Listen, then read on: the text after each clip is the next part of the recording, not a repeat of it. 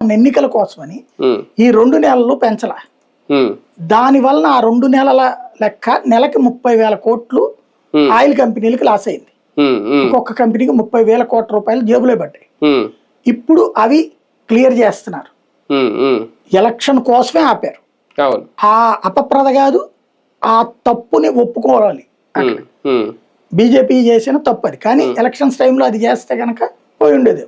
అవును, అదే కదా. కాబట్టి చేశారు. అది ఎన్నికల కోసం తీసుకున్నారు. ఉమ్, ఆపినది కానీ ఇప్పుడు మళ్ళీ పెరుగుతున్నది. ఇక్కడ ఏమవుతున్నదంటే, ఒకటి ఈ మొత్తం వారిని అడ్డం పెట్టుకుని అక్రమంగా సంపాదిస్తున్నాడు ట్రంప్ కుటుంబం. ఉహు, ఉమ్, ఇప్పుడు నిన్నుంది యుద్ధం ఆగిపోయిందని పేపర్లో స్టేట్మెంట్లు, టీవీలో అవును. Statement, Trump statement. అవును, అవును.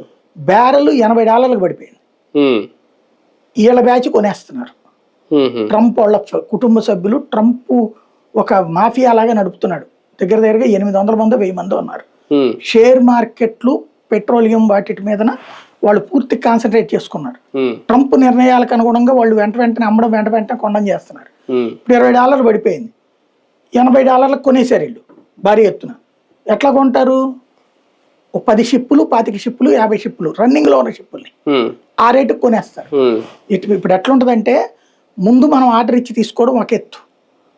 ఇవి కాకుండా దాదాపుగా 60% షిప్పులు ఆయిల్ని కొనేసుకుని తీసుకొచ్చి అమ్ముతాయి, ఈ ట్రాన్స్పోర్టేషన్ టైంలో రేట్లు పెంచుకుని. ఉమ్, అలాంటి కొన్ని సంస్థలు ఉన్నాయి. ఉమ్. ఎక్కడ కొంటారు వీళ్ళు ఎక్కువగా? రష్యా